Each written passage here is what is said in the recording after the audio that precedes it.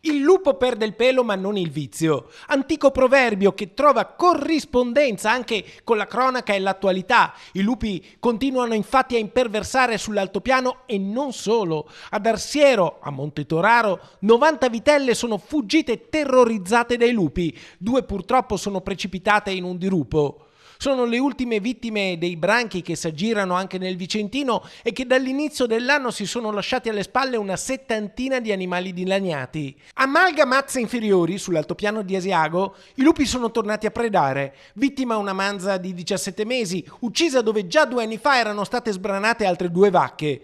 Pochi giorni prima la stessa sorte era toccata in località Bertigo a un'altra mucca e subito dopo a una bestia di malga verde. La seconda predazione nel giro di pochi giorni per i malgari della Val Astaro, tanto da indurli a lasciare prima del tempo l'alpeggio.